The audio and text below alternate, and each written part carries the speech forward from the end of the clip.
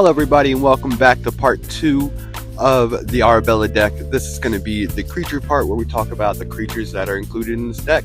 First up, we'll explain Arabella again real quick. She swings out, she does X amount of damage to your opponents, and you gain X life for the amount of creatures you have with power 2 or less. So let's get this started with the Planeswalker, the only one in the deck. It's Miku. I like her a lot for her +2. You gain 1 life for each creature you control, the -2 creating the 3/1/1 white soldiers, and her -5 destroying everything but lands and tokens. Bringing us to our token generators.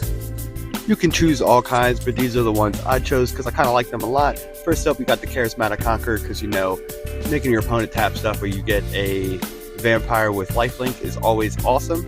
Then we got Great. Other than her ability to create goblins, I really like that she can do 1 damage to each opponent when a creature I control enters. Followed up by Ammon. Of course we need her because she can get out of hand really quickly. And then we also have the Street Kingpin, just because he's basically an admin as well. Bringing us to the Razorkin, just because I needed another one. I probably would use something different if I had something different. And finally, the War Leader. I like his ability that he can create an offspring, so I can basically have 2 of them out creating tokens, which is pretty nice, if I don't say so myself. Now we are on to Ramp. Ramp, I got 3 creatures here for you.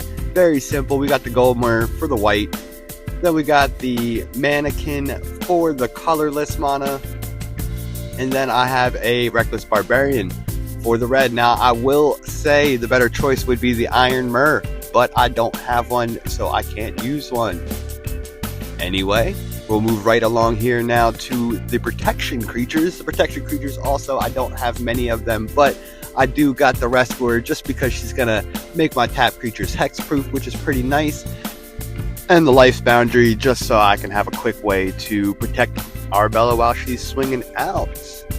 Other great choices would be Mother of Runes, which I am looking for one, and the Giver of Runes, because they basically do the same thing and you can reuse them. We're now on card draw here. Card draw, because card draw wins games. I have a couple of these guys. They basically all do the same thing.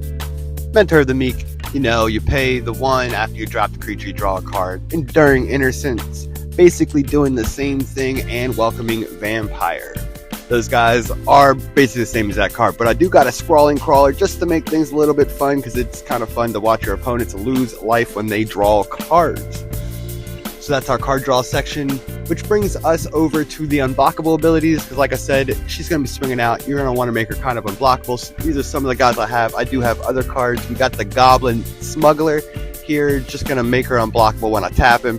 Then we got Norn. The one thing about Norn, I know there's other choices, but I really like him, his little synergy.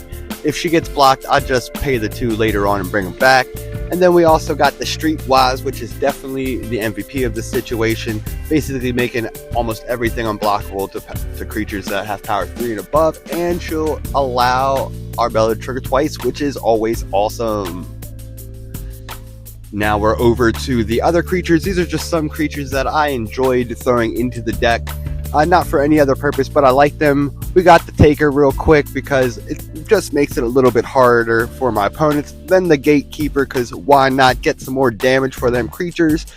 The Battler, the same thing, why not. Then we got Toby. I do like Toby a lot, and he can give our creatures flying. And then finally, Goro, because he can give our creatures haste and make me some dragons if I need them. Now we are finally on to the last section here, which is the synergy cards, which I will say, you don't need to use them, but it'd be cool if you did. Is Ogier here, just for his 3-time token making ability, and he's kind of hard to kill. Then we have Mondrak, basically for the same thing, but at 2 times and a 4-drop.